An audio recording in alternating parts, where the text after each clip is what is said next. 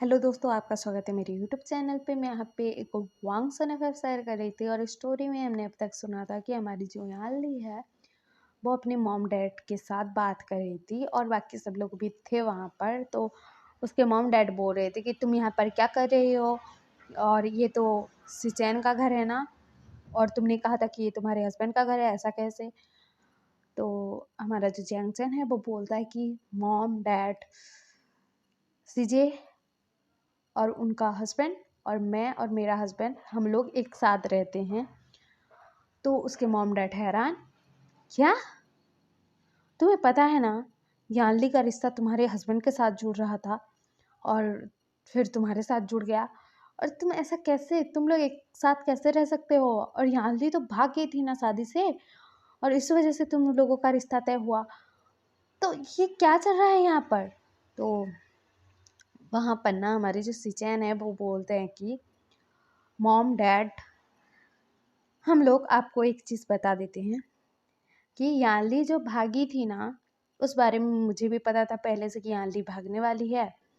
और यानली और मैंने बात की थी कि हम दोनों को एक दूसरे से शादी नहीं करनी थी, और मुझे जंक्शन से शादी करनी थी और यानली को अपने बॉयफ्रेंड से, और इसी वजह से यानली वहाँ से भागी थी। और मैंने आप लोगों को कहा था कि मुझे जंक्शन से शादी करनी है, तो आप लोगों ने भी हाँ बोल दिया। तो ऐसा सब हुआ था। और मैं जंक्शन को पसंद करता था, यानली को देखने गया था, लेकिन प्यार मुझे जंक्शन से हो गया। और कहीं न कहीं जंक्शन भी मुझे पसंद करता था, तो वो उसने भी इनकार नहीं किया मुझसे शादी करने के लिए। और जो जिंजू-सन है ना, वो मेरा मतलब कंपनी में पार्टनर है।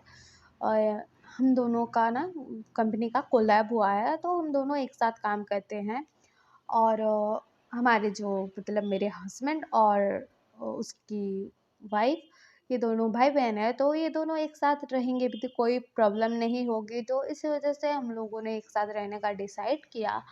और हाँ, यानली जो थी अपनी मर्ज़ी से भागी थी, और मुझे पहले से ही पता था कि यानली भागने वाली है, और ऐसा हमने किया था। तो वो लोग शॉक्ड और कहते, क्या तुम लोगों ने ये प्लान बनाया था, तुम लोगों के पास दिमाग नहीं है क्या? यानली, तुम हमको आकर बता नहीं सकती थी कि तुम्हारा बॉयफ्रेंड है, तुम किसी से प्यार करती हो? और सिचैन, तुम बता नहीं सकते थे कि तुम जंगचैन को पसंद करते हो? तो हमारी जो यानली है वो बोलती है कि हाँ, मैं बताने वाली थी, लेकिन फिर मेरे दिमाग में ये आइडिया आ गया, तो हमने कहा कि ऐसा ही कर लेते हैं। हमको पता नहीं था कि आप लोग जंक्शन और सिचैन के रिश्ते के बारे में हाँ बोलोगे कि ना, और इसी वजह से इन दोनों की तो शादी करवानी थी, तो मैंने ऐसा प्लान किया। और उसके बाद जूसन ने मुझे कॉल किया था, तो फादर आपने उठा लिया था और आपको गलतफ़हमी हो गई थी, तो ये सब क्लियर करने के लिए बहुत टाइम जाता। तो इसी वजह से हम दोनों ने भाग के शादी कर ली और इन दोनों ने आके सामने शादी कर ली। तो उसके जो मॉम डैड हैं वो बोलते हैं कि तुम लोग भी ना क्या-क्या करते रहते हो? अपनी फैमिली वालों को आकर बता देते तो क्या जाता तुम्हारा? तुम्हें ये तिगड़मबाज़ी करने की ज़रूरत ही नहीं पड़ती। जिसको जिससे शादी करनी थी हम करवा देते। तो हमारा जंक्शन बोलता है कि अभी तो हो गई ना शादी, फिर से वही बात को क्यों आप निकाल रहे हो? मतलब फिर से क्यों चर्चा में ला रहे हो? और मुझे वही सब चीज़ें रिपीट टेलीकास्ट में सुननी नहीं है, तो आप लोग प्लीज़ सब लोग शांति से बैठ जाओ।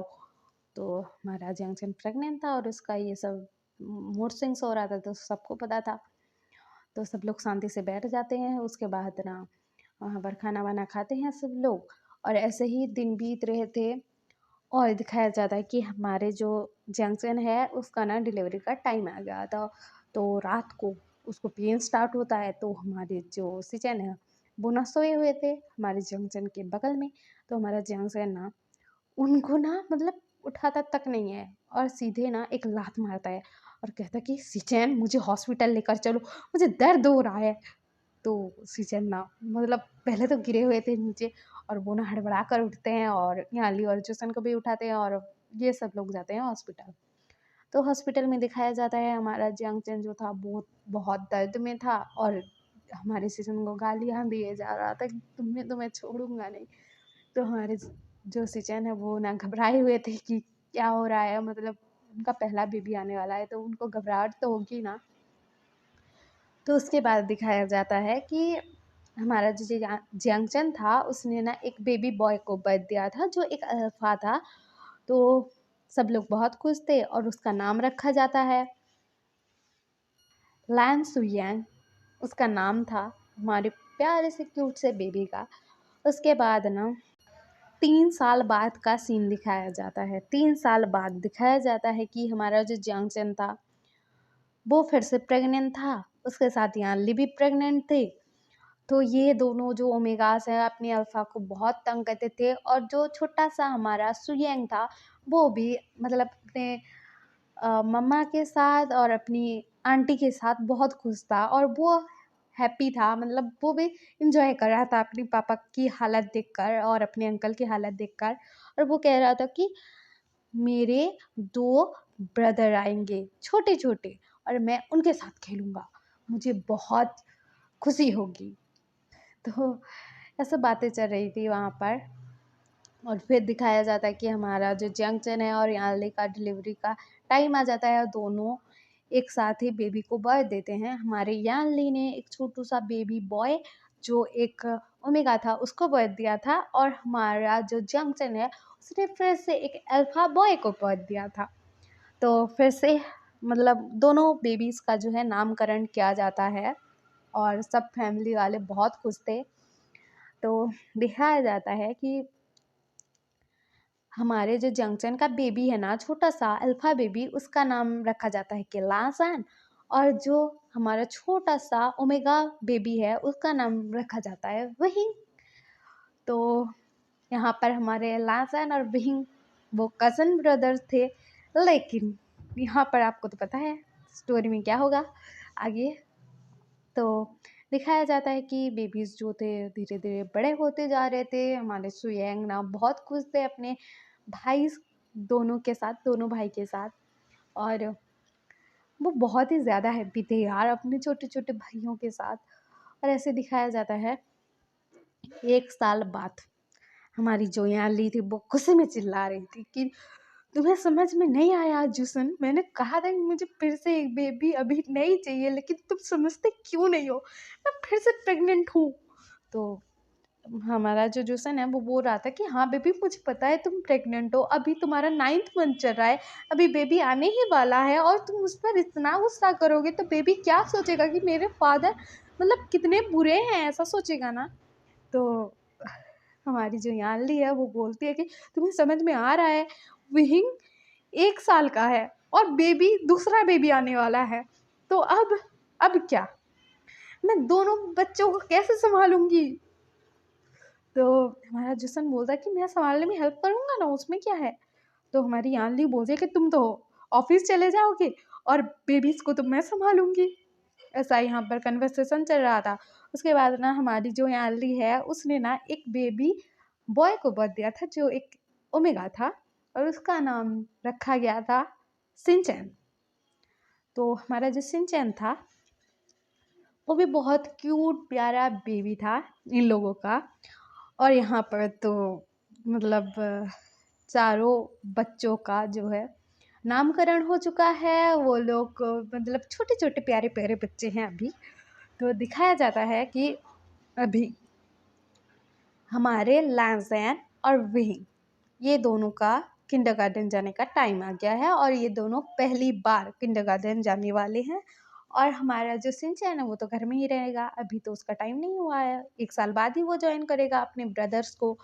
और हमारे जो सुयंग बेबी है वो ना पहले से ही जा रहा था पढ़ाई करने।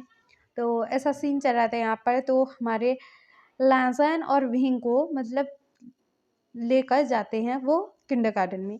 तो वहाँ पर ना हमारे लाजर और विहिंग की मुलाकात होती है हमारे वननिंग से, जो छोटा सा बेबी था उनकी ही एज का। और वहाँ पर उनके भी मम्मी पापा आए हुए थे। तो हमारे जो विहिंग और लांसन के मम्मी पापा और हमारे जो वननिंग के मम्मी पापा मिलते हैं आपस में। तो ये लोग मिलते हैं, तो ये लोग भी एक दूसरे को पहचानते हैं। तो यहाँ पर हमारे जो वेनिंग बेबी है वो है एक अल्फा, और उसके जो मॉम और डैड हैं वो है हमारा जो अ, वेंचिंग है और वेंचाओ है, ये दोनों हैं। तो बेबीज़ तो अपने अपने मतलब किंडरगार्टन में चले जाते हैं। उसके बाद ना वो लोग खेलते हैं, मस्ती करते हैं, थोड़ी पढ़ाई करते हैं और ये सब ऐसे ही चल रहा था। और ये तो तीनों जो हैं वो लोग अच्छे से फ्रेंड्स बन चुके थे, अच्छे दोस्त बन चुके थे। और उसके बाद सीधे दिखाया जाता है कुछ साल बाद का सीन। अभी हमारे जो लैनसन हैं और विंग है वो कॉलेज में जा रहे थे और वो लोग डिसाइड करते हैं कि वो दोनों ना एक जगह पर कॉलेज के पास ही मतलब रूम रेंट पर लेंगे और वहाँ पर रहेंगे। और वो लोग अपने मम्मी पापा को कन्विंस कर रहे थे कि हम दोनों को एक साथ रहने दो, क्योंकि हमें बहुत प्रॉब्लम होती है, कॉलेज बहुत दूर है। तो हम कल सुनेंगे कि मतलब कन्विंस हो पाएंगे उनके मम्मी पापा या फिर क्या होगा आगे। और मतलब लव स्टोरी कैसी होगी इन चारों की, आपको तो पता है कौन किसका पार्टनर बनेगा और क्या सब होगा, वो तो स्टोरी में पता लगेगा। ओके बाय, मुझे इतना ही बताना था। और आगे की स्टोरी आपको जाननी है तो कल का पार्ट ज़रूर सुनना और लाइक से सब्सक्राइब ज़रूर करना और कमेंट तो ज़रूरी करना। मैं आपके कमेंट का वेट करूँगी, नहीं तो देखो आप लोग अगर कमेंट नहीं करोगे तो मुझे बुरा लगेगा ना। आपकी दी हूँ यार, कमेंट तो कर दिया करो प्लीज़। Okay bye.